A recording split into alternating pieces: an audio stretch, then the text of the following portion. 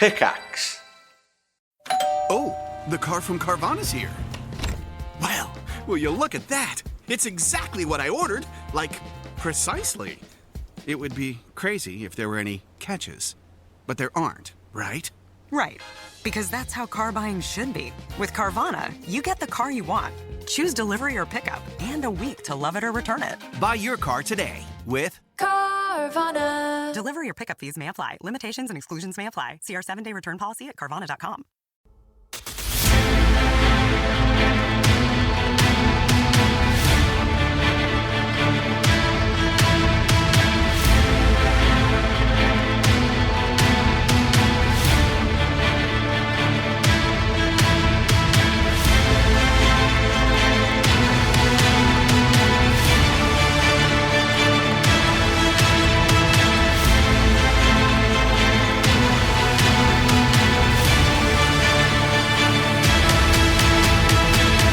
Are you a fan of Dark Souls, Jujutsu Kaisen, dark fantasy high numbers, or the possibility of your character becoming a god? If so, I'd like to welcome you to a brand new upcoming game, Call to Power. Call to Power is a D20-based high dark fantasy system about fate, death, and the prices you'll pay for power. Boys, it's Call to Power time. Hey, do you hear that, guys? Hold on, Boys. sorry. Damn it, Dane's doing it. I'm really sorry. I forgot to silence my phone. And Power is calling me. Yeah, sorry, I just have to take this real quick. I knew you were going to make that joke, Nell. I knew it. I saw you a mile away. Tell Power I said hi. Yeah, you caught me. You fucking caught me. All right, boys. I know, Ryan, you're a fan of Dark Souls and Jujutsu Kaisen, right? Yeah, of course I am.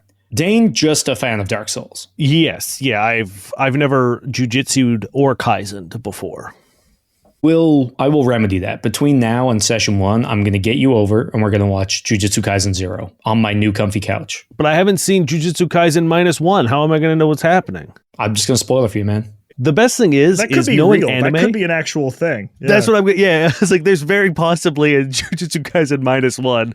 Well, did you see Godzilla -1 or Godzilla 0 or whatever it was? There's now a Godzilla -2 or whatever. So it's, hell yeah, we're going are they backwards, further baby. in the future or in the past or anyway? Welcome to the game. I will say for those who are familiar with Pathfinder, they're gonna recognize the shape of this game. You know what I mean? The bones. So it's going to be a good jumping off point. But let's get into it. We're going to discuss a few different things that we find novel, intriguing, new about the system, and then we're going to jump into meeting the new characters. I almost called you Vlyn, but you are Ryan. I am Ryan now, right now. Yes. For now. Currently, yeah. We're going to jump into... Ryan, is Vlyn in the room with us right now? That would actually be terrifying if a giant bug man was in your room. But if it was Vlyn, he'd be cool. No, yeah, guys, you can't talk. He'd crack a beer. We're getting distracted. We're in a different world right now. Yeah, we're going to talk about the game, what sets it apart, new exciting stuff that we like, and then we're going to dive into the classes, character concepts, exciting abilities, and then we're going to end with a little tidbit about the upcoming one-shot adventure that we have. So I'm going to start us off talking about, as the GM, when you play Call to Power, you essentially take 3 roles. You take the role of Death, you take the role of Fate, and you take the role of the Mason. So for Fate, you have to be impartial, which I think is a really good advice as a GM. Give people the chance to make checks, give them the chance to succeed, except with a brand new thing, to me anyway, which is called declination. So you can decline if you guys try to do something that is numerically impossible. So if I have a monster that's like too good of a CMD and you just cannot grapple it and you roll a dice, I can just be like, no, you don't get to roll. And it'll come into it when we talk about crits later, because there isn't like an auto succeed like some other games. So I think like I can imagine that moment where like you're just like, no, I decline. You simply cannot ever do this.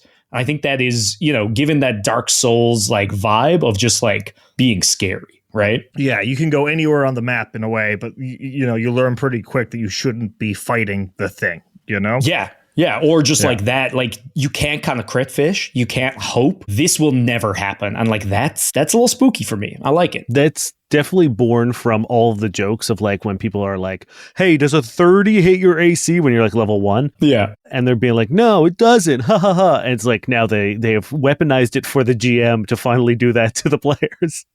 Exactly. Another fun part of Fate, which I believe will be kickstarted soon, is the Deck of Fate. So you draw cards basically to put words to the abstract forces beyond the players. And how it works is there are 13 choices, 6 good, 6 bad, 1 that's kind of neutral. And when you pull them, it like flavors the day or the session that you're going to have. And I like that because it does kind of just like, if you guys pull out something crazy, like you want to go to a shop and I've pulled 3 really bad cards, the shop got robbed, the shop closed down, the shop burned down, depending on what you pulled, or vice versa. You're having a sale. You know what I mean? The guy you need to find is also at the shop. So it's just kind of like a fun flavor to throw on the game. Usually the GM pulls them like secretly and doesn't tell you what they are. Instead, this time I'm going to make us all pull a card, which you've already sent me. And I guess we can unveil them now. So Dane, you pulled a ace, I believe, right? Ace of spades, correct. So considering we don't have the actual Deck of Fate, you can just map it onto a regular playing card deck. So the ace, you pulled the miracle card. Yes. So the unintended consequence of legends shine brightly upon that which is dear. As you could probably imagine, that is a good card. Now, Ryan, you pulled a jack, right? I did. Jack of hearts. So you get Genesis. Something is created from nothing, which is also a good one. And I pulled queens. You guys are really lucky because we all pulled really nice cards, which is kind of a bummer as the GM when I'm bringing you into this really dark place. And I'm like, you're having a good day in a bad place. We're going to get a lot of declinations from Niall. Yeah, I just had to boost all the stats. Yeah. So I pulled a queen, which is harmony. So bonds between creatures are strengthened and brought together.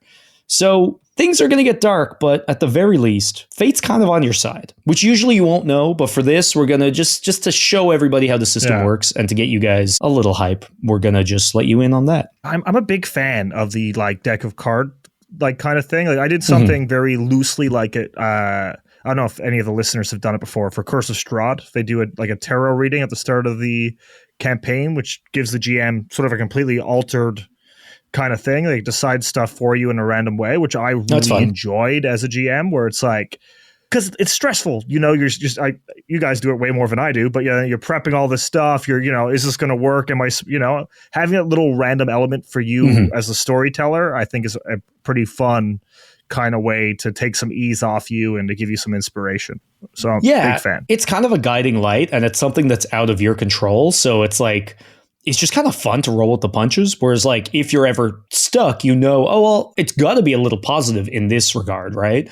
Or I get to give you like little fun, bonuses and shit. Like I think it's cool. Yeah, it's a cool little, and we're finding this now with Frontiers as well, where it's like I have that chart. When you roll it, I know that there's a narrative beat that if I ever am like I'm a little stuck, I could be like, great, now it's the time. I have this in my back pocket, and it's kind of like a little safety hook, like a piton when you're climbing, of being like, oh, okay, I'm not sure how we're going to get to the summit, but there is a couple stops on the way to sort of like catch my breath and chill for a second. It's very nice to always have like a little like, what am I looking for? Mechanically based structure of being like, okay, cool. I have a little bit of guardrails here, a little bit of bumper that I'm not going to just, find myself being like, I don't know what to do. Sometimes GMs need help. You know? But also it kind of challenges you too, right? Whereas like now I have to stay true to that in this kind of like dark place you're going to find yourself, where like obviously not going to negate the challenge, but it's now a little like fun thing that I wasn't expecting that I have to contend with. And I think that's really fun. So just adding a little spice. Deck of Fate, very fun. Very quickly, the other roles I will be taking on is death. The point of the game is that all are equal. There's not really like, you can call yourself a hero if you want, but like the enemies are going to be as strong, if not stronger. Like everybody is powerful and you have to make sure to make death not trivial. I agree with that. I think death makes games exciting and fun. And it's like, if you're always pulling the safety cord on your players, I actually think I'm one of the worst among all of us because I hate killing players. It genuinely pains me, but like I never want to trivialize stuff because what's the point, right? I don't want to make your choices not matter. And I think a guiding light in this game is to make that, your choices do matter. Death is serious. And like how serious it is if you go down, if you die, you end up at the bridge, a place of transit. surrounded by other lost souls with like the afterlife or hell or whatever you're going to on the other side. And you have 1 round, 6 seconds. If whatever your players can do to bring you back doesn't happen, you are done. And then the only way forward is to make a deal with the Reaper, which is like an undertaking sometimes of years, if not decades. And even then, what you're asking for may not be something you can provide. And I think that's cool. That's such a good plot hook.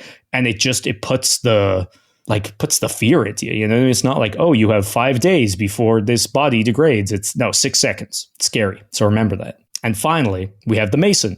And the Mason, I think it's simplified in like one sentence that I think just kind of exemplifies it. And it's just good GM advice. There must always be 2 paths. Don't railroad. You know what I mean? What? Good GM advice. So Dane, do you want to talk to us about the action economy? Because people love fun. Pathfinder 2e for their 3 action economy, so their minds are about to be fucking blown. I'm about to fucking flick. No, that's not. Freak your bean. Freak your bean is what I was going to say. Certainly not flick. That's not what I was going to say at all. Unless you really enjoy what Dane's about to say. Really like this. There is a 6 action economy. Kind of, I would say, different from what you kind of understand action economy to be. We've talked about how this kind of has the bones of Pathfinder 1e. They kind of take a step back from the idea of like standard action, move action, and they strip away sort of that terminology, and they just kind of break down what are you going to do and how many action points does it take to use or to do it. So for example, let me pull up my handy little guide here. There's actually 2 things I want to talk about when it comes to action economy. I want to talk about how they measure increments of time, because I think this is also very interesting in terms of when it comes down to a game where you do have abilities and you have spells and you have things that are kind of nebulous. Like, I always find it difficult to be like, when I'm playing 1E or something and I'm like, I cast a spell and it lasts 4 hours, or I cast a spell and it's 10 minutes per level or whatever. Mm-hmm. And then we dick around by doing perception checks or talking or whatever. And then like the GM's like, actually, that took you all 40 minutes. So your spell is gone now. And I'm like, well, I probably would have hustled things along a little bit. Now I've burned a level, a spell slot or whatever. So the way they've done that, like kind of negated that, is everything is broken down into either a long-term increment, a medium-term increment, or a short-term increment. So long-term is things like if you're traveling from one city to another city, if you're resting, if you're doing research, if you're really like investing time, and that's measured in 2 hours. So if you have a spell active or you have a deadline, like say you have 8 hours to stop something or to meet someone, if you're traveling, 4 towns over, that's measured in 2 hour increments each. And that's very easy. That's a very simple way to measure that time. Medium increments are things like if you're in a city and you're traveling across town or moving locations or whatever, if you're having a conversation, if you're having a sort of like social encounter, those are done in 15 minutes. And then in the micro aspect of it is combat, life or death situations. That's measured in short increments, which is 6 seconds or turns. So we're all pretty familiar. If you've played a TTRPG, you probably understand that a turn typically is referred to as like 6 seconds. So 10 rounds, 1 minute, that kind of situation. Within those turns, you get 1 action point per second. So that is 6 total action points to use during a round of combat or some sort of, immediate danger. And those action points can be redeemed for a number of things. For example, you can enter into a stance, which I think we'll talk about in a bit, for 1 point. You can make a move equal to your speed for 2 points. You can retrieve an item for 2 points. You can pick up or stow an item for 2 points. You can make an attack for 3. You can make a full attack for 5. All the things that you can do have been assigned action points that you can mix or match. So you can make any combination of moves as long as you have the AP to do it. Additionally, there's also what most other actions or games call sort of like free actions, which are 0 actions, but you can only make 3 of those per turn. So you can't find a way to break the game and like be like, yeah, I've reduced everything to 0 AP and I'm just going to keep going, go. I thought I broke the game already. Oops. Ryan looks so sad. Is this your stance? Yeah, I was going to take so many stances. So yeah, you are limited to 3. And then there's a cool thing about like agency. So when it's your turn, you have primary agency, which means that sort of like you're controlling the flow. But that doesn't mean that other creatures or people or players can't also wrest some agency from you. And that usually operates in immediate action. So things like attacks of opportunity and readied actions and that kind of stuff. So it's nice. I don't know. I like the term primary agency because it does explain roughly what we're doing when we're doing a turn, because like there are, what we like to call bullshit moves where, you have a plan, but then all of a sudden the enemy or whatever you're fighting is like, haha, you've activated my trap card. Yeah. And so it's cool to be like, yeah, you're running the show right now, but you're not the only star on the stage right now. That kind of moves in nicely to one thing that, like, when we're speaking about Pathfinder games of that ilk, I hate when you try to help someone. Like Dane's like, oh, I'm going to roll a perception check. I'm like, I'll help. And I roll like a 19 and he rolls a 6. So it's like, I burn my 19 to give him a +2 to get an 8. Whereas like if he'd helped me, it would have been a 21 kind of deal. And they fixed it. They fixed it in Cult of Power. And I love it. So let's say me, Dane, and Ryan are all players and we want to do like a group action. We want to help. We all roll and you go with the high in Cult of Power. You go with the highest roll and then everybody else adds a bonus of their check divided by 10. So, it might only be 1. It might only be, 2, but it's like you're still going with the high check and then you have additional bonuses to it. And it's just like, it's such a small thing, but it means you actually will want to like collab and help and you won't get that terrible feeling of, oh, I rolled in that 20 to give you 2. Because I think that is like something I dislike in some games. Like I've never been a fan of like the whole party rolls the same check and like it's just 6 people rolling dice kind of thing. Like not a big fan. So stuff like this that like takes it and makes it a collaborative element instead of, everyone just rolling dice and seeing what happens. It gives more flavor and I think more of an idea that you're a group of people working together, not just 6 strangers trying to out macho each other. Yeah, like it promotes it. And it's like, I just think it's really cool. You know what I mean? It takes away that bad feeling and it makes it kind of worthwhile. You don't have to worry. And a similar thing is like partial successes in this game are done really interestingly, where it's not just kind of like a failure. So like you get the percentage of what you rolled, right? So if, running up a wall is like a 30 check and you roll a 15, it's not that you just don't do it, you run halfway up, right? So it's like you then have other options. So like there's an example in the quick start where it's like you could then roll a reflex save to maybe like strain your shoulder to like catch. I don't think it should happen without a cost, but like it's visually good to like help you see where you're at and like imagine your character instead of just like you fell. Yeah, like that's kind of just heroes. Like, we play heroes, right? Like I don't like the idea that 6 people just stood around in a room and did nothing. Also, it sucks when like if you're trying to do a thing and it's like, well, I failed that athletics check to get up there. So on my next turn, I'm going to try to do the same thing because I do need to get up there. So I'm just going to keep rolling. And like, it takes the wind out of the sails at the moment of just being like, I'm trying to do this thing. And I guess I'm just going to keep hoping that a good number pops up so that I can do it. Whereas like now it's like, okay, you have a very visual and as you said, like a cinematic response to what you got, and it doesn't necessarily mean that it's like, well, now you have to do it again. Because imagine like watching a fucking TV show or a movie where it's just one dude just like running at a wall, like scrambling up and failing, and like unless it's a comedy and that's like the bit, it sucks. Like no one wants to watch an action movie where fucking Vin Diesel is trying to punch through a wall, but he just keeps hurting his hand. Yeah. And like on top of that, it's like this is all improv, right? So it's like just being like no is the complete antithesis of improv. So you're saying no, but you know what I mean? It's no, you don't make it, but you're halfway up. And it's a small change, but it gives you stuff to work with. It encourages good role playing, like we're not all the best in the world, we're not all Brennan Lee Mulligans and all that stuff who like that just comes supernatural too. It just like helps you make it more exciting and adds that next step, right? Yeah. It encourages imagination. And it doesn't make you a slave to the numbers either, right? Like I find that a lot of people are very eager to be like, low number bad, haha, your pants fall down, right? And it's just like, that's not fun. That's not good GMing. And and it encourages characters who, like, if you usually have the strength guy, I do all the strength stuff. It's like if someone else is in a situation where they fail that check, they could still, use their other skills beneficially to try to get them out of that situation instead of just giving up, like Dane said. Yeah, 100%. And importantly, along with partial successes, we kind of mentioned earlier, nat 20s aren't like a guaranteed success, and nat 1s aren't a guaranteed failure. And I will say, earn it.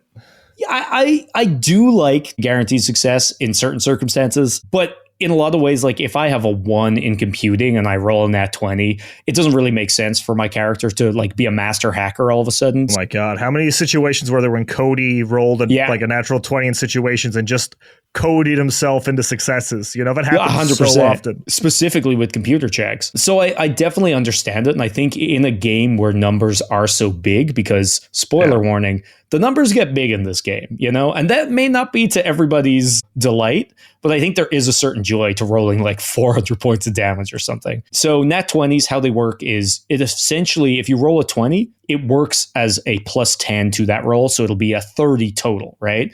Whereas critical failures count as a minus 10, so minus 11 from what you rolled. You could still succeed. If you have a really big number, maybe that minus 10 doesn't screw you over too badly. You could still fail. If they have a really high AC, maybe that 30 doesn't do it. But I think it's a fun way to do it, and especially like a really interesting way to treat crits. So let's say you have a critical rating of 2. You basically raise your highest digit. So like, first digit, second digit, third digit. Let's say you roll 100 damage and you have a critical threshold of 2 or a critical rating of 2. You would increase the 1, so the highest digit, so the 1 and the 100 would become a 3. So you've done 300 points of damage. That's crazy. And it's like if you roll 10 and it's critical rating of 2, you've done 30 damage. That's triple damage. It's one of those things that can be so powerful.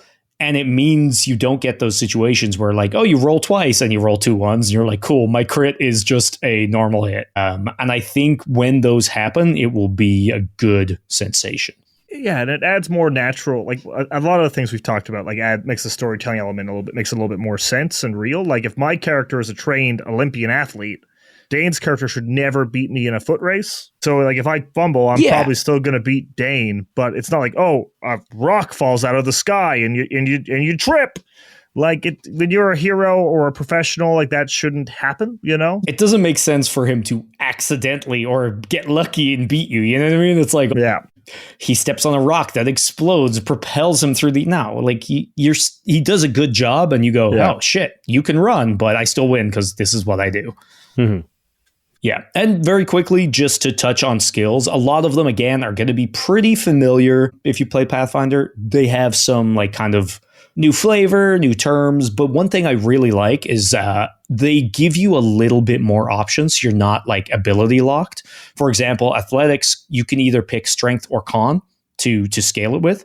Yeah. You don't really pick. You go with your highest one. Why would you not pick your highest one? But just some of the skills, you can choose an ability that you have to scale it with, which gives you a little bit more. You don't have to be strength to do this thing, right? So it's like a strong character and a character with good constitution can be as athletic as each other. And I think that's just refreshing, because if there's only kind of one route, anyone who wants to be good at athletics has to do strength. And then you just kind of breaks you out of the need to, like some characters where it's like, you're playing a fighter or something in a traditional game where it's like, cool, I just do strength. I'm just going to pump everything into strength and I'm going to be fine.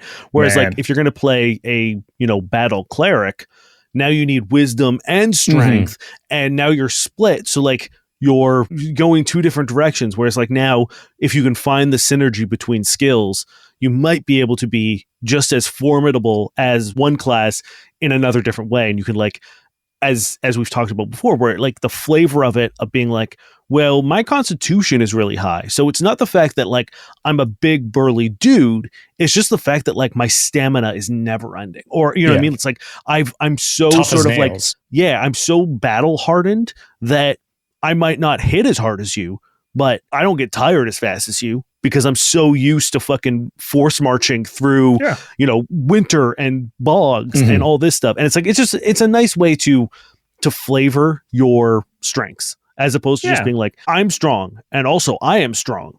Yeah. It's like I find, especially with like Pathfinder 1, wisdom was a strange skill because you were just really good at perception and almost nothing else. Like skill. Yeah, I think sense motive. I think we're the two. So it's like, cool. I'm a cleric and I'm good at two things. You can be wise and know a little bit about history. You know, Yeah. like I don't think intelligence and wisdom are so far apart that you know nothing. Mm-hmm. And like one of my favorite ones is intimidate is now strength or charisma. Makes sense. Love that. Makes sense. I could threaten you, or I could just be big. You know, like, yeah. My character in this, when we get into it, it's like, I'm big. Why can't I be scary? You know, Exactly. Why do I have to be friendly and nice to be scary? You know? Yeah. If you had to sink points into charisma to do that, it kind of just weakens your character. And like maybe, anyway, I think that's just very cool. I would some say flexibility. That the scariest people I know are not charismatic. You know what I mean? Like they are not people who generally have a whole lot of charm. It is the fact that they are twice the size of an average person. Yeah. Yep. They just grunt and you're like, oh no. Yeah.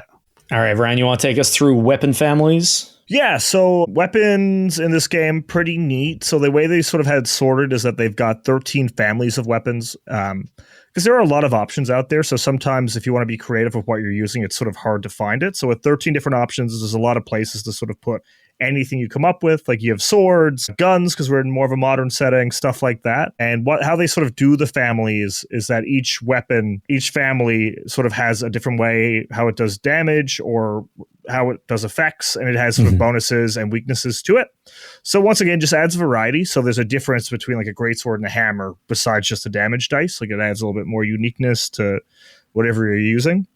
Yeah, because I think in a lot of games, it's like, why would I use other weapon when this weapon do big damage? It's like this one does the most damage, or this one works with dexterity, or this one has big crit range. And it's like the only reason to use the other ones is if you're like a really good role player and you want to be like true to your craft. You know what I mean? God, how often have I picked a bad weapon because I thought it was neat in games we've played, right? Like I'm using like battle silks and you're like, what does 1d2? And so it gives you more flavor and more options to sort of play around with it. And as you get better with it, each school sort of has a negative. So you get rid of those effects as well as you get better and more practice as your character grows.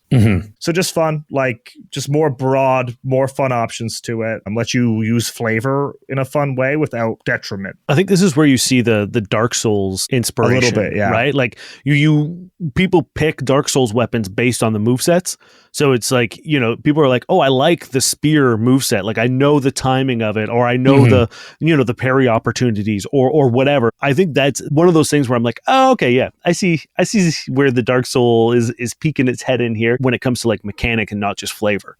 And like, just for a quick example of one of them, if you pick Flail Family, you get to re-roll a number of attacks or damage each round equal to your tier.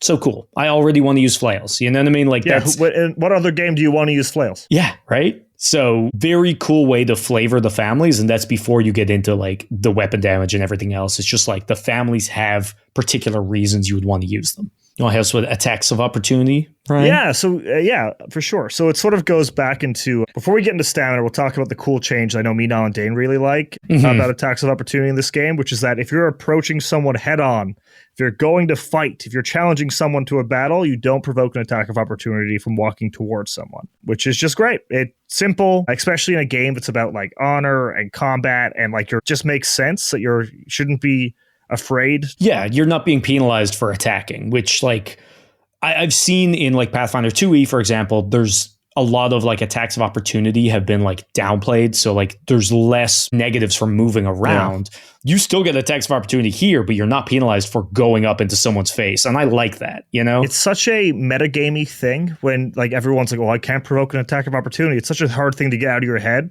And it's like, oh, here you don't need to worry about it. Yes, my character, the knight, approaches. I don't need to worry. I go in, I'm ready. I know what's coming. So big fan of that. And another thing that it does is that, you know, Dane's, when he spoke about the 6-point action economy, the attack of opportunity goes into another thing that exists, which is your stamina points. So it's something that every character has. It's a separate pool of points based on your tier. We discussed about what tier is, right? We talked about that. Not really. We haven't really. broken down the level and tier. Yeah, situation. so tier is just a part of your leveling system. So as you sort of grow in power, you get access to more points based on your tier, and you use those points to do your attacks of opportunity. So you're not limited in the same way that you can only do one. You do more based on your stamina, and after every turn, your stamina refreshes. And there's obviously like any good D20 game, there's ways to break it as we get into feats later and stuff. Is that like, for example, the fighter, the athlete is really good at doing attacks of opportunity, of being prepared, of having stamina, of being trained. They count as a different thing, so you don't need to worry about your 6 points when worrying about attacks of opportunity. Because I like combat's going to be intense. I like that stamina is referred to as like a martial resource, because it's like, as we get into characters, I'm playing a mage, which has like an arcane reservoir, and and spellcasters have spell slots, and like usually the fighters and the martial characters, your thieves, your rogues, your whatever, are kind of left behind when it comes to how to exert their abilities. So it's nice that like they have their own pool that refreshes to power their abilities as well. So they're not just like, I swing my sword. Like I have some abilities that give me double stamina points. So I should be better than Dane at doing attacks of opportunity and reacting physically, Yeah. And very quickly, your tier increases every 4 levels alongside your stats. And a very fun thing is you get to pick like a favorite stat, and that increases by 2 instead of by 1. Again, just fun stuff that feels good, because we like when you get to choose 4 abilities in Starfinder to increase. So being able to increase everything, I like it. Yeah, some stuff you don't get left behind, you know? And one of the coolest things that I like about the game, and this is like anyone who's a fan of like Malazan Book of the Fallen by Steven Erikson will like this, because in his world, effectively like normal people can make steps towards becoming a god, right? It's called Ascendancy in both. So in this game, there are things similar to, are they called like achievement feats in Pathfinder? Yeah. So achievement feats are something I love that I've never gotten to play with, where it's like if you do, let's say you heal 1,000 points of damage, or you get brought back from the dead once or twice, or I'm not sure the specifics, you basically gain additional feats by like, almost like a PlayStation achievement. So Ascendancy in Call to Power is a way of like doing achievements to take steps towards godhood. And it's really fucking cool. One of my favorite ones is essentially if you break the sound barrier, you can start to become essentially the Flash. You get it's like if you travel more than, I think it's 6,250 feet in one round, which is a crazy number. But this is a game of big numbers, guys. You get a benefit that I think increases your land speed by like 10 times your tier, like permanently. And then the next round, I think you get to, if you do your second tier, which I think is break it 2 or 3 times, you get to add like a plus 1,000 bonus to your movement. Like it's batshit. And I just want to see high level play with like multiple like ascendant characters and just see how that works, because that's crazy and I love it. Love it. So just the ability to like, we all like getting more powerful, leveling up, getting new abilities, getting new items. How about becoming a god? Yeah, so, and just passively, just something you're working on in the background. Like it's not the crux of hobby. It's not the crux of the campaign. It's not the whole thing. You know what I mean? Like I find that usually when godhood is introduced into games, like that's the point. Or one of the characters, like I come with a backstory and be like, oh, my character wants to ascend as a god. And that's kind of like a story thing that is grown in the background. Whereas like, this is just something I can keep track of in the background and be like, hey, just got the right spell to fuck your day up with speed. And now I'm like that many feet away and I can now move, 400 feet. Yeah. It's also kind of like that anime, like Jujutsu Kaisen, like you see a sniper on a rooftop and then like blink of an eye, you're right beside them. Like, hell yeah. Yeah. Before we move into characters, just touching on the sort of like final power grab that you can do. There's like magic items and stuff like that. But the thing I want to talk about is the Masonic sort of packs that you make. And it's an interesting thing because it's more of a negotiation between you and the storyteller. Either, I guess you could appeal to any aspect of it, right? Either the Mason, the fate, whatever, whoever you want to appeal to as the storyteller's persona. You essentially get to pitch a sort of like a devil's bargain where I say, hey, here's my story and here's the arc that my character is going through. And maybe it's spurred by like a narrative beat. Maybe it's spurred by your backstory, something like that, right? Where you some of the examples they give is like, maybe you grew up near a volcano, or you're a descendant of a devil from hell. You'd be like, I want to be immune to fire damage. It makes sense. I was cast into a volcano and I survived, or I lived in hell for 1,000 years, whatever. You'd be like, I should be immune to fire. The GM or the storyteller now gets to be like, great, I will allow that, but you are now going to be susceptible to cold damage. So you will be immune to fire, but you'll take double cold damage. Or, and it's whatever you want, right? So you can go and I can come up with something and be like, hey, Niall, my character is a incredibly rich person who has been stuck in a time loop and is essentially immortal. Can I do this instead? And this sounds a little too specific. Niall can then either be like, well, not yet, you need to achieve something a little bit more, or can then be like, yes, but here is the price that you have to pay in order to get it. And that's kind of the recurring theme, right? Of like, power exists and it's attainable, but all power comes at a price. And I think the Masonic Pacts, I think, are a very clear example of that in motion. Yeah. And the thing is, like, you always could have done this, but like, I think with a lot of GMs, it would be a hard sell, and it would also be kind of out of left field. So I just love that it's like you're allowed. It's official. It's there because it's fun. It lets you again kind of like live out that power fantasy, right? If you want to be immune to fucking fire, hell yeah, yeah. And it helps tailor your player or your character, right? Like you can start pursuing lines of, and you're not sort of strapped down to feats, or because like in Pathfinder, if you want to build a specific character, you probably can, but you have to take the right archetype, the right class, the right traits, the right feats in the right order, and then stack your spells and your magic items. Whereas like this time, I don't need to get a ring of fire negation or whatever. I don't need to play for 6 levels to earn enough gold to buy a ring that is essential to how I vision my character. And I think that's really neat. And they encourage us in like character creation when you read through, but it's like they encourage like coming with a concept first, and this sort of helps you do that. Like I've always been like an idea guy first. I get a funky idea and that's just what I want to do. And so this lets you, how often it's like, oh, I wish this could happen. You have a way to negotiate and sort of make your character more of what you see it, instead of a bunch of things you're trying to horseshoe into a certain idea or concept. Yeah, 100%. It takes the legwork out of building the character you want, of being like, okay, I need to find the right combo, I need to find the right this, I need to find the right that. It's like, no, this is where I'm going, this is what I want to do, this is who I want to play, what can I do to achieve that, and here are the steps. I think that's really neat. It's also a trade, so you're not just OP, right? I guess if you make a bad trade, sure, but like that's the fun of it, is like, yeah, one day you're gonna fight like a lava demon and be absolutely OP, but then the next week there's gonna be a fucking ice witch and you're fucked. Dude, not the goddamn ice witch. You keep those away from me. You keep those ice witches away from me, sir. Speaking of ice witches, I can only assume you've made one. Ryan, tell us about your character. Yeah, my character, I gave him a crazy name. So let me...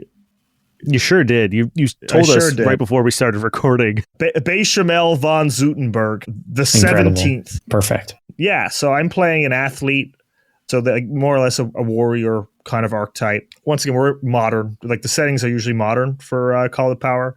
So you're really at that height, that almost Olympian level kind of person. And my character is from a fallen knight house who hasn't, knights have been gone for a very long time, but that this family is stuck in the idea, stuck in the ways, and keep on training their children to be knights in a world that don't need them until, he sort of steps into the world of the mystic, the mythic, and the unknown. And all that training that he spent his whole life doing now finally matters. So yeah, some cool stuff, like sort of the Pathfinder or the Dungeons and Dragons kind of fighter thing. You're very feat focused. Nice. Yeah, so there's a lot of feats in this game. I'll talk about combat stances, I guess, now. So in a lot of games, you'll have feat trees. So you start here and you sort of go. You have a progression you can do. Stances are just like that, except they're sort of flavored like a style of combat that you sort of trained and focused in on. Your jutsu. Yeah, sure. Yeah, see, Dane watches the show. Dane likes to pretend he doesn't watch anime, but secretly. Everything I know from anime is from YouTube and memes. That's enough. So yeah, so that's a really cool part of it. You get to choose like sort of your sports you specialize in. You get a primary sport, which I picked dueling. So Cool. So using the sword, and then you sort of get a secondary to sort of add more abilities. And I chose chess, which is a cool option. So I'm really good at using a sword, being reactive, and I'm good at using teamwork feats, which is a cool thing because you have so many feats. I'm able to sort of give them to Dane. Nice. With some of my abilities. So instead of us both having to, that's another thing. Teamwork feats have existed in some games, and they're a little bit of a bummer because 2 people have to waste a feat on them to work. So I have certain abilities that let me share them with Dane, so we can use teamwork feats in a fun, proactive way, without Dane having, as a wizard, or a mage, having to waste those feats. So that's really neat. Because I wouldn't. I would have to beg. I'd have to beg real hard. Let me see if I'm missing anything cool, because I know there's so much neat stuff. So just like, really good at fitness. So like I'm better at fort saves. As I mentioned earlier, like I have double stamina. Like a couple of the stances that I'm taking are very reactive. So I go into like the bear stance, and because I'm an athlete, I can do it as a 0 cost action, and I get really good at attacks of opportunity. So I can take a bunch in a turn, and I've paired that with the Rising Tides, is that what it's called? With a sea stance. Sea stance. Yeah, and they have some sick names. Like Sea Stance 1 is called Swelling Waves. Feels very Demon Slayer. 2 is Riptide. Hell yeah. It is very like, I feel like we do need to scream out. Yell them out, yeah. Yeah, the abilities for sure. Riptide! And that like give me bonuses again, once again, being very reactive. So I picture him sort of on the front line, big sword, waiting for things to come to him, protecting his good buddy Dane. Yeah, so that's the base of it. It's really feats, cheating the combat system, lots of action economy, lots of swinging of swords. I love it. So many feats. I think at the end of the day, I have 12 feats. Wild. Which is cool. And I like that all the feats here there's a lot of feats that you have to activate and be active instead of just having 10 things you forget about in the background. So I really enjoy that, because I find fighters get really boring because you're like, oh, I just attack. Yeah, power attack. Yeah, it's like all my feats are just adding a very like flat bonus. Like, great, I've got weapon focus, so I've got +1. And now I get to go Riptide. Yeah. Incredible. What's your origin, real quick? Yeah, my origin. I was gonna go the noble one, but I think I wanted to. I'm gonna change it up. Okay. And I'm destitute. My family is destitute, so we had to struggle. Once again, he's the 17th. There haven't been knights in hundreds and hundreds of years, and now it matters again. So he's sort of bringing honor back to his family. What's the shitty Dark Souls starting class? The one where you're naked, depraved? Is that? Yeah, it's basically right. Yeah, maybe that's what it's called. Depraved and destitute, something like that, where we had to struggle. And I think maybe Dane's character probably ran into me. I was like, wait a second, this fake knight might actually be able to help me. Well, we'll talk about that. Dane. Yeah. Want to tell us about your character? Yeah, my name is Alden Reese. I'm playing a mage. So just a little story background on him. He is stuck in a sort of never-ending time loop in which he is trying to achieve a goal, which he's trying to get into. Is it the Fields of Color? Starfields. The Starfields. I'm trying to get into the Starfields, which is essentially a place in which you got to your destiny awaits, essentially, or at least that's what I'm convinced is that is the crux of my existence.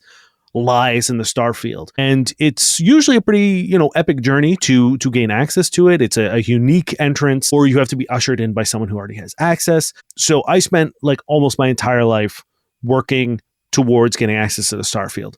I do. And then the second I step through, I like pop back to a place in time in which I have not begun my journey to the Starfield.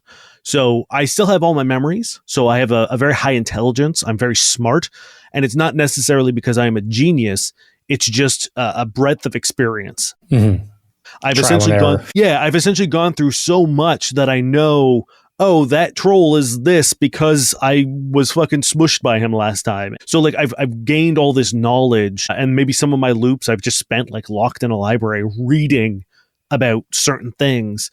And it's like, well, okay, I know where my entrance is. I'll go and pop back so I can start another round of research. So I'm just kind of in this horrible loop. And I think I finally find this knight who has this honor and whatever. And my goal is to use him to sneak in. so that the destiny or fate or whatever doesn't know I'm going through. I'm kind of like fair hopping, gate hopping in a subway. And hopefully if I'm not recognized, I'm not popped back. So my whole thing is like just sneaking in, just trying to get in as a means to break my loop. Amazing. Tell us about the class. Yeah. So the mage is your magic user, your magic wielder. They have a arcane reservoir. I guess technically it could kind of be anything. So you get to choose a couple different things. So for example, my magic study, I believe it's purity, dark, and arcane. So I went arcane because I feel like I don't really want to go the edgelord of like, I use darkness. And I certainly don't want to go the faith-based way of like treating the aether as like a deific sort of entity. Mm-hmm. I think I'm just using knowledge to manipulate magic, which is represented by the ether or aether. That is like sort of the magical force in the universe. And I've just, over the course of time and study, I have learned to manipulate that in a way that benefits me. So I've chosen the arcane study. After that, you then get a paradigm, which is kind of like how you manifest your magical ability. And I chose battle mage. That is essentially gives me a little bit more offensive capabilities. So my first entrance into battle mage is instant reposition. So essentially I can teleport 10 feet per caster level. So right now I can teleport 100 feet. And it's just a great way to either get into a new place, escape, get close. And it's just very helpful, especially once I start like casting spells. If I need a certain range, I can be like, boop, I'm out, bye. And then for times where I'm up close and personal, my next one is called Mystic Blade and Bow, which allows me to add intelligence instead of strength or dex or agility to my touch attacks. Cool. So nice. I'm replacing my highest stat as my sort of attack roll. Nice. Then you get discoveries and an optional thing, which I think it's always fun when a class has like you don't have to take this, but you could. But maybe. So discoveries are sort of your natural progression through the class. That is kind of like the bread and butter. And it is essentially the way that you are learning to manipulate magic. So for example, my discoveries are pretty simple, but very helpful. So for example, the first one I took was it allows me to boost my DC or the spell penetration of a spell.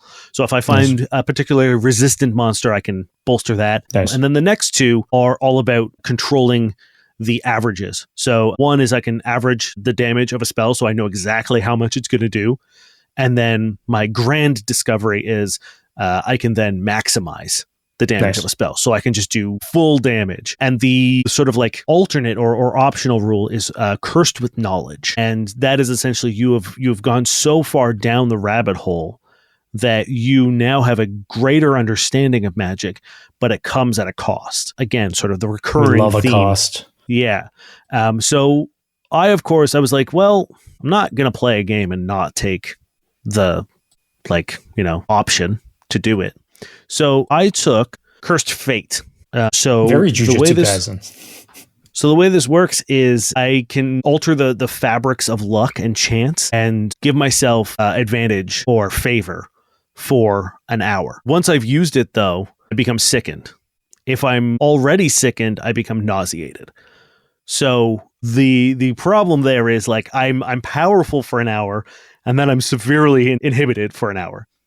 However, my next cursed knowledge is I get to gamble. So I get to choose a number, and if I roll over it, I don't expend a use of my ability, and I don't get sickened. But I then have to roll under it for the next three rolls. 3 rolls. Yes. So if you want to play smart, you can bet high, right? So be like, if I roll over a 14, mm-hmm. I won't use my ability and I won't be sickened. And then it gives you a better odd. If you roll lower for the next 3, you're safe. But if you want to like really make sure you hit your ability, you can be like, well, I'm gonna pick a 2, so I'm almost guaranteed to succeed on this bit, and then I'll take the penalties later. So it's kind of a fun gamble of being like, what is more important, doing a cool thing now and being fucked later, or do I want to sort of hedge my bets later on? It does feel like a curse. So if you make this bet and you do fail one of the 3 rolls, what happens? He dies. Yeah, I just explode. I'll read the actual text. Through repeated persistence, the mage has further learned to cheat fate. When using the first curse's ability, which is the getting advantage, if their reroll is equal to the greater of their chosen number, no uses of the first curse are expended. And I don't become sickened or nauseated. In addition, the mage may use any number of uses at once to roll dice and choose the highest. So if I want to burn all of my daily uses of it on this roll, I can do that. Okay. When they have named a number, however, they must roll d20s, or the next 3D rolls have to be below or equal to the chosen number. Otherwise, I suffer the penalty, so I become sickened. Oh, okay. So it's not an extra worse benefit. It's just back to the normal benefit. Yes, it sort of makes my first one explodes. Yeah, it makes my first one a lot better, but it does increase the likelihood that I will succumb to the... Yeah. Cool. I love that. What's your origin, Dane? I chose the noble origin. It gives me some skill feats. It gives me some bonuses to the mental abilities. I think I do come from a place of privilege, which is why I'm able to, when I have these like resets, I'm able to indulge in, because I feel like if I was more of a common level, I wouldn't have as many access or as much access to different avenues to pursue. So this way I have like, whether I'm part of a noble family itself or just have access to those resources. I also took, we haven't talked about it, but destiny. True, yes. Yeah. So I chose, my destiny is fear. Ooh, tell me a little about that. So I can forcibly insert myself into a shaking condition by allowing myself to be gripped by fear. And when I do that, so long as I'm shaken, I add an additional 1d4 to all my d20 checks. Crazy. And then this die is increased one step for 10 character levels. So, and then my damage also goes up as well. What about you, Ryan? I will say that the next thing of my fear ability is I can allow myself once a day as a 0-point action to allow myself to just be completely consumed by fear. And during this point in time, I can reroll any natural ones. That's cool. I wouldn't what does that mean though? What's the shaken? Do we know what shaken is? Shaken is a condition that you can, it's one of the fear conditions. Okay. I for my destiny, I went desperation. Ooh. And when the grip of the Reaper seizes you, no cost is too great. You would sacrifice anything to prevail. To stand firm as the darkness consumes all else, you must prevail. So my first one is measured value. So as an immediate non-action, I can just abandon Dane. Yeah. Like I can't Very care knightly. for anything. Yep, I can't care for him at all or acknowledge him for a minute, but I get advantage in all my checks for a minute. Yeah. I love that. I just can't protect or care for Dane. And then the other ability is when you perish, you are instead given one opportunity to bargain for your life. That's so fun. by relinquishing 3 things dear to you, you are given yet another chance to live. That's fun. Yeah. I love that. Ooh, that's going to give me some spicy choices. I'm here to spice it up, baby. I will give you guys a little overview of what we're going to do in the adventure, but very quickly, is there any Masonic pacts you want to enter into? Probably. Yeah, I need to think about it. I think I do want to. Always. Cool. Yeah, let me know. I would probably take the time before next episode to figure out what the trade is. So we'll keep them a little secret, and you guys are just going to have to tune in 2 weeks to find out. How about I can kill God and I'll be extra nice to you? In real life? Yeah. How will that be measured? Will you send me presents? Yeah, I'll send you a present. Okay, send me a present. We'll see. If it's good enough, you can kill God. Damn it. Okay, so the adventure, I'm just going to give you a little teaser. I'm not going to go too far into it. So you mentioned already, the Starfields are basically this open-air dungeon sprawling across miles of territory, both horizontally and vertically, with an inexplicable tendency for relics to just fall from the sky. This is a place of legends where, as Dane said, your destiny may await. People have gone there and come back with relics powerful enough to save entire kingdoms, to bring people back from the dead, to take out the most evil, horrifying monsters that you've found. They are twisted, inexplicable lands, each area characterized by color. So the most well-known of this is the Amethyst World. So it's these lands that are just blue all throughout. The creatures in it, everything in it just inexplicably blue. And Camp Indigo is humanity's main outpost in the Starfields, place of legends everyone has heard of as a child. That is the one people kind of know most of. And it is where people generally start their journey into the Starfields, because there are 3 ways in. There's revelation, where you find your own way somehow, whether it's just a space between two trees, a cave, a well, some way in that may not be there again or may not be there for somebody else, but for you it is. There's induction, where somebody, generally a member of the Camp Indigo, will bring you to the Starfields because you've proven yourself, because you're a friend of theirs, or because they believe in your quest. Or there's abduction, where a monster has somehow breached their way out and has taken you back with them. So those are the three ways you can basically get in. And very quickly, other things to know about the Starfields are just that there are explorers of color, which are kind of naturalists who become obsessed with these lands. They don't take what they don't need. They live in there and they try to further and maintain the lands that they've chosen. And then there are the iridescents. And iridescents are basically these people of legend. There's only ever one per colored zone. So there is one for the amethyst world. There's the blue iridescent. And some people say they've become one with the fields themselves. And they have this unconditional, obsessive love for these fields that they rule. And you are going to be two adventurers who are essentially, as Dane's character has already stated, trying to find your way to the Starfields to start your own quest there for whatever reason. And that's where we're going to begin our one shot in 2 weeks. And it's going to get violent. Or maybe not. Who knows? You've rolled all What if we just find a way in? What if we just here's the door. Around. There's a beautiful field of flowers. You find the big old sword in the ground, and there you go. We did it. Guys, I hope send Dial a present in the mail. You do. Oh, we'll also let you know about those Masonic pacts. But yeah, guys, I hope you're excited to delve into this dark fantasy world, and we'll see you in 2 weeks. Power's calling, baby. Ring. Hello? Oh, hey, Power.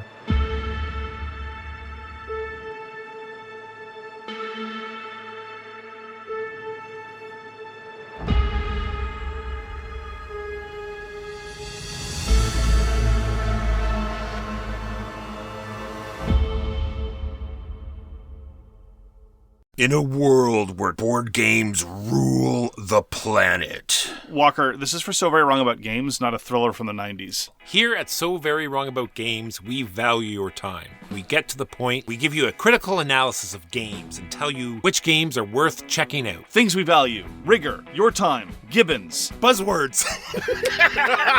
You'll get it all at So Very Wrong About Games. Critical reviews, what's hot, longtime classics. So Very Wrong About Games, wherever you get your podcasts.